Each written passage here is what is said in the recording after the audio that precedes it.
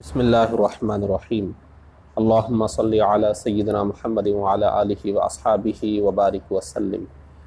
دینیات course یعنی فرض علوم کورس میں پہلا سبجیکٹ عقائد اسلامیہ کا ہے۔ بنیادی کتاب ہمارا اسلام پڑھائی جا رہی ہے۔ دوسرا حصہ سبق نمبر 4 ہے، صفحہ نمبر 9 نکال لیجئے۔ ایمان مفصل کی ترتیب پر عقیدے بیان ہو رہے ہیں۔ آمنت باللہ کے تحت اللہ تبارک و تعالیٰ کے بارے میں عقیدے بیان ہوئے، و ملائکتہ کے تحت فرشتوں کے بارے میں۔ اب و کتبہ، ایمان لایا میں اللہ کی کتابوں پر، تو اب کتابوں کے بارے میں عقیدے۔ دیکھیے آسمانی کتاب سے کیا مطلب ہے؟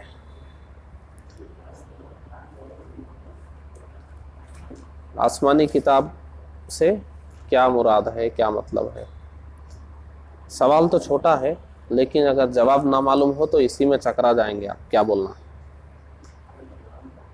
جواب کیا ہے؟ دیکھیے، خدا کی کتاب جو اس نے اپنے بندوں کی رہنمائی اور ہدایت کے لیے اتاری۔ آسمانی کتاب کا مطلب خدا کی کتاب جو اس نے اپنے بندوں کی رہنمائی اور ہدایت کے لیے اتاری، تاکہ بندے اللہ اور اس کے رسولوں کو جانیں اور ان کی مرضی و حکم کے مطابق کام کریں۔ اس لیے جو کتابیں اللہ نے نازل فرمائی ہیں اس کو آسمانی کتابیں بولتے ہیں۔ سوال، اللہ تعالیٰ نے کل کتنی کتابیں اتاری؟ جواب، بہت سے نبیوں پر اللہ تعالیٰ نے صحیفے اور آسمانی کتابیں اتاری، جن کی صحیح تعداد، کیا پوچھ رہے ہیں؟ ہاں، صحیفے جو چند اوراق ہوتے ہیں، مکمل ایک کتاب نہیں ہوتے۔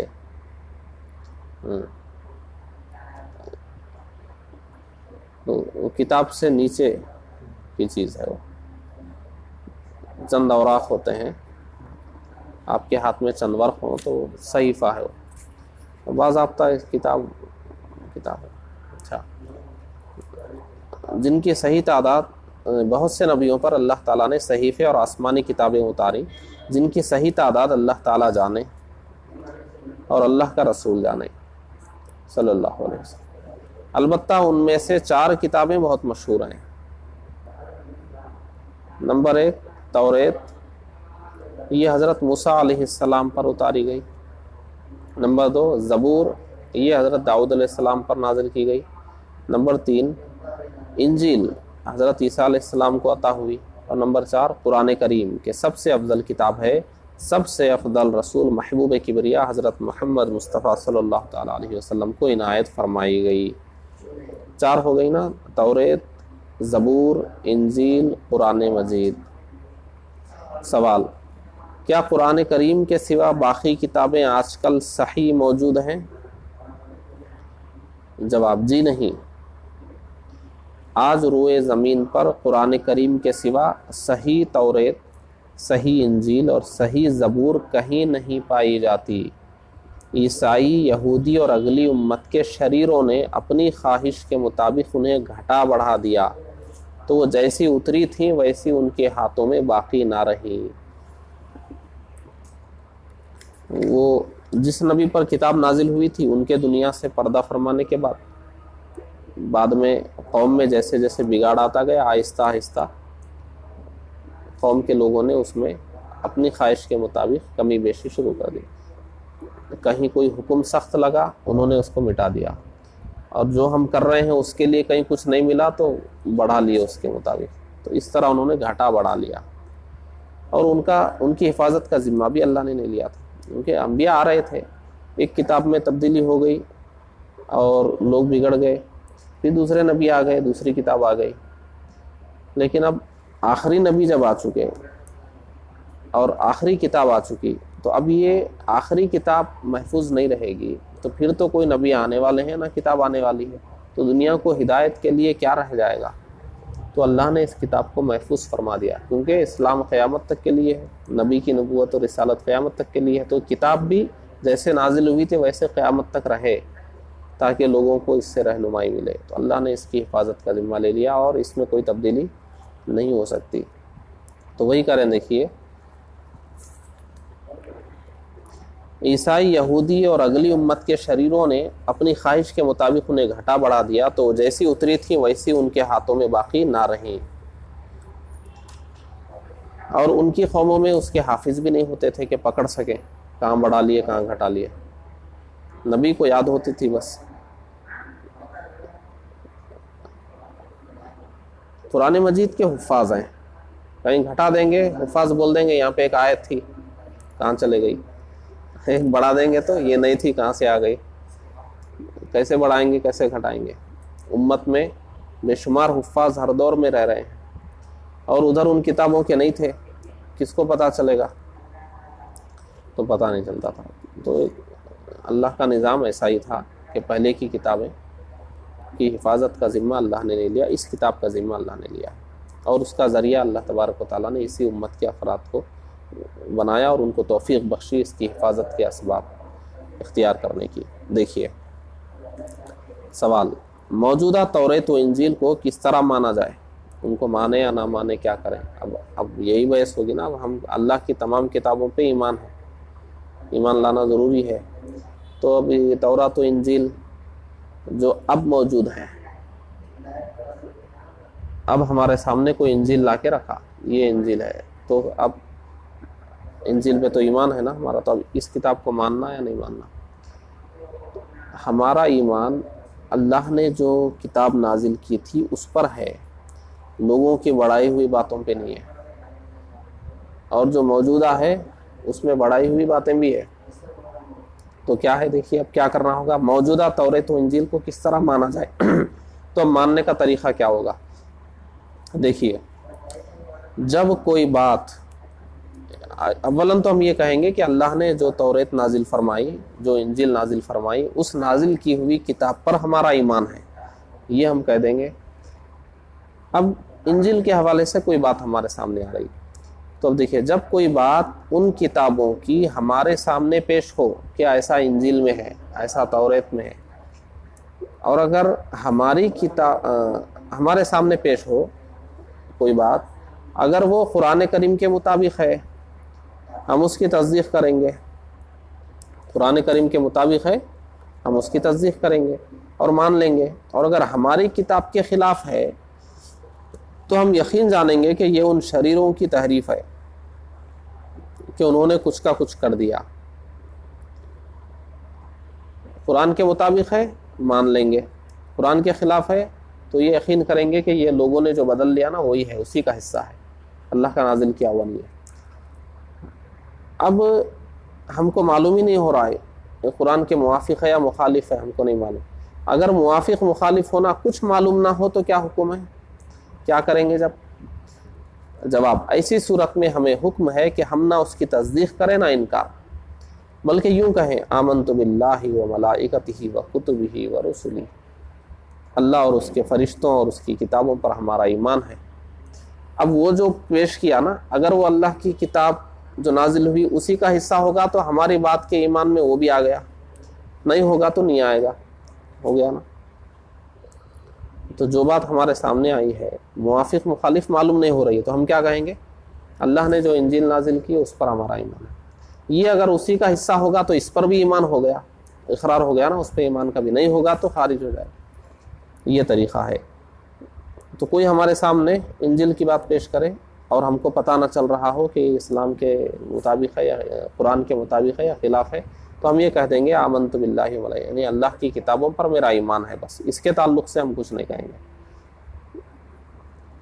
اچھا،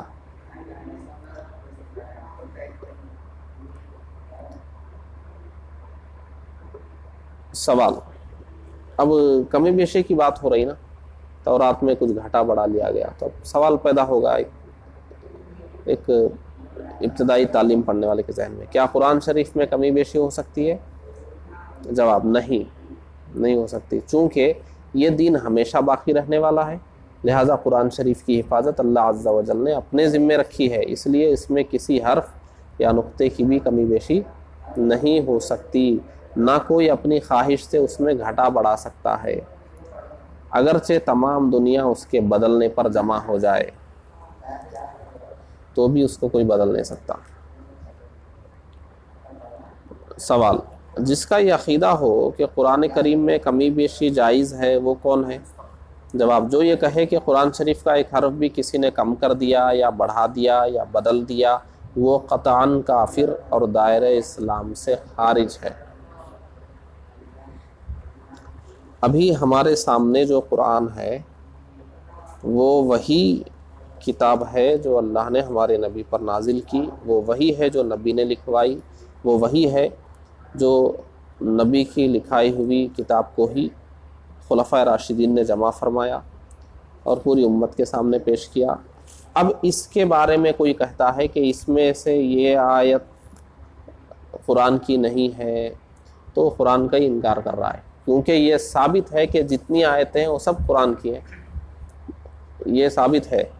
تو کوئی قرآن کے انکار کا یہ طریقہ نہیں بنا سکتا، وہ قرآن پہ میرا ایمان ہے مگر یہ آیتیں خلفائے راشدین کی بڑھائی ہوئی نہیں بول سکتا۔ جیسے یہ جو وسیم رضوی نے کہا تھا نا 24 آیتیں وہ کا انکار کیا اور نہیں وہ خلفائے راشدین کی بڑھائی ہوئی ہیں،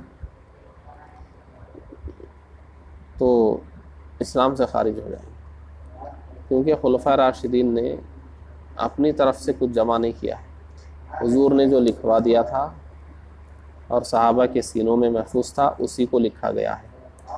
کہیں کمرے میں بیٹھ کر ابو بکر صدیق رضی اللہ عنہ نے نہیں لکھا، صحابہ کی ایک جماعت کو آپ نے ذمہ دار بنا دیا تھا اور تمام صحابہ کی موجودگی میں یہ کام ہوا، خود حضرت علی مرتضیٰ رضی اللہ عنہ کی موجودگی میں ہوا۔ تو یہ جو قرآن آج ہمارے سامنے ہے اس میں کا ایک ایک نقطہ بھی اللہ ہی کا نازل کیا ہوا ہے۔ اب اس میں کوئی کسی ہلے سے بھی کچھ انکار کرے وہ اسلام سے خارج ہو جائے گا، چاہے کچھ بھی سہارا لے، اگرچہ بولے نہیں میرا قرآن پہ ایمان ہے مگر یہ حصہ گھٹایا بڑھایا گیا ہے، سب نہیں۔ اس نے یہ جو کہا نا کہ قرآن میں یہ بڑھایا گیا یہ گھٹایا گیا، یہ کہنا خود ہی کفر ہے، ایسا ہو ہی نہیں سکتا۔ دیکھیے کیا کہہ رہے ہیں، جو یہ کہے کہ قرآن شریف کا ایک حرف بھی کسی نے کم کر دیا یا بڑھا دیا یا بدل دیا وہ قطعاً کافر ہے، قطعاً، کوئی شک شبہ نہیں ہے، ایک دم ٹائٹ بولیے، قطعاً کافر اور دائرہ اسلام سے خارج ہے۔ سوال دیکھیے، صحیفہ کسے کہتے ہیں؟ مخلوق کی ہدایت کے لیے اللہ تعالیٰ کی اتاری ہوئی چھوٹی چھوٹی کتابیں یا ورق جو قرآن شریف سے پہلے اتارے گئے انہیں صحیفے کہتے ہیں۔ ان صحیفوں میں اچھی اچھی مفید نصیحتیں اور کارآمد باتیں ہوتی تھیں۔ سوال، کل کتنے صحیفے ہیں اور کس کس پر اتارے گئے؟ جواب، صحیح تعداد تو اللہ اور رسول ہی کو معلوم ہے، ہمیں تو یہ پتہ چلتا ہے کہ کچھ صحیفے حضرت آدم علیہ السلام پر اتارے گئے، کچھ آپ کے بیٹے حضرت شیث علیہ السلام پر، کچھ حضرت ابراہیم خلیل اللہ علیہ السلام پر، کچھ حضرت ادریس علیہ السلام پر اور کچھ حضرت موسیٰ علیہ السلام پر بھی اتارے گئے۔ بعض کتابوں میں تعداد بھی ملتی ہے، ان پر اتنے، ان پر اتنے، ان پر اتنے۔ تو محتاط علماء کیا کرتے ہیں، جتنے بھی اتارے گئے ہیں اس پہ ہمارا ایمان ہے، یا بولنا ہے تو کمی بیشی کے، کم و بیش کے لفظ کے ساتھ، کم و بیش، کم و بیش اتنے، جیسے انبیاء کی تعداد بھی بولتے ہیں نا کم و بیش اتنے انبیاء، تو کم و بیش کا مطلب کیا ہے، جو ہم گنتی بول رہے ہیں اس سے کم ہو یا اس سے زیادہ ہو وہ سب ہم نے لے لیا ہے کم و بیش، تو اس کو یقین کے ساتھ وہ گنتی نہیں بول رہے۔ تو اس لیے انبیاء کے معاملے میں یا صحیفوں کے معاملے میں جو کتابوں میں صحیح ایک گنتی لکھی بھی نہیں ہوتی، ساتھ میں کم و بیش لکھا جاتا ہے یا کچھ کہا جاتا ہے یا بہت سارے کہا جاتا ہے، وہ اسی لیے کہ کوئی ایک تعداد یقین کے ساتھ ثابت نہیں ہوتی، اس لیے ایسا لکھا جاتا ہے۔ اور جو کوئی ایک تعداد بھی بولتے ہیں تو وہ کم و بیش لگاتے ہیں، یا اگر نہ بھی لگائیں تو یقین کے ساتھ وہ نہیں بولتے ہیں۔ دیکھیے، کیا قرآن شریف جیسی کوئی اور کتاب پائی جا سکتی ہے؟ جواب، ہرگز نہیں۔ قرآن شریف بے مثل کتاب ہے، بے مثل ہے، ویسی کتاب کوئی لکھ ہی نہیں سکتا۔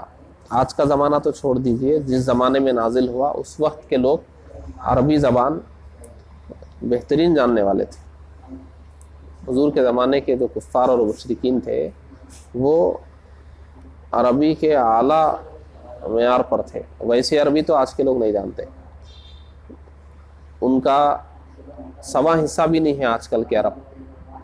ان کی عربی، وہ جو حضور کے زمانے کے جو عرب تھے نا، ان کی جو عربی زبان کی مہارت تھی اس کا سوا حصہ بھی آج نہیں ہے.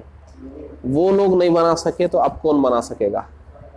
جب اتنی مہارت والے، عربی کے اتنے بلند مرتبے پہ رہنے والے نہیں بنا سکے تو اب بعد والے کیا بنا سکیں گے؟ بالکل نہیں بنا سکتے. دیکھیے، تو ہرگز نہیں، یہ اللہ کا کلام ہے. انسان اللہ کی طرح کلام نہیں کر سکتا. انسان کا کلام ہو تو کوئی انسان وہ اس جیسا بنا سکے گا نا.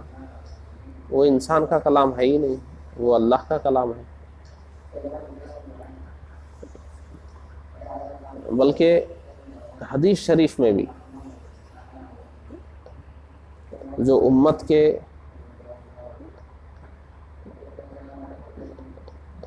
ایسے اکابر جن کو حضور کے کلام کی معرفت تھی، وہ جھوٹی حدیثوں کو سنتے ہی بولتے تھے حضور کی بات نہیں ہے، وہ حضور کی بات نہیں ہے. وہ حضور کی بات کی معرفت رکھنے والے، حضور کے اقوال کی معرفت رکھنے والے پکڑ لیتے تھے یہ تو قرآن ہے. دیکھیے، ہرگز نہیں، قرآن شریف بے مثل کتاب ہے جو بے مثال نبی صلی اللہ تعالیٰ علیہ وسلم پر نازل فرمائی گئی. اس امی لقب امین نے اس کتاب کو عرب جیسی قوم کے سامنے پیش کیا، اسے اپنی نبوت کی دلیل ٹھہرایا. ان سے کہا گیا نا، اگر یہ اللہ کا کلام نہیں مانتے ہو، انسان کا کلام ہے، تو تم لوگ بہترین عربی جانتے ہو، لاؤ تم بھی ایسا بنا کے. نہیں لا سکے. اپنی نبوت کی دلیل ٹھہرایا اور صاف اعلان کر دیا کہ اگر سارا نہیں تو قرآن جیسی 10 صورتیں ہی بناؤ. 114 صورتیں ہیں، اتنی نہیں 10 بنا لو. بلکہ یہ بھی فرما دیا کہ 10 نہیں تو ایسی ایک ہی صورت پیش کرو. لیکن دنیا جانتی ہے کہ ان کی عقلیں چکرا گئی. اگر وہ ایسا کر سکتے تو اس ذلت کو کیوں گوارا کرتے کہ انہیں اور ان کے معبودوں کو دوزخ کا ایندھن بتایا جا رہا تھا. تو جب اہل عرب اس جیسی اور کوئی صورت بلکہ آیت بھی نہ لا سکے تو دوسرا کون اس کا مقابلہ کر سکتا ہے؟ بالکل نہیں کر سکتا. سوال: کیا ہندوؤں کے پاس کوئی خدا کی کتاب ہے؟ جواب: نہیں. اور وید جسے وہ آسمانی کتاب کہتے ہیں، پرانے زمانے کے شاعروں کی نظموں کا مجموعہ ہے، کلام الہی ہرگز نہیں ہے.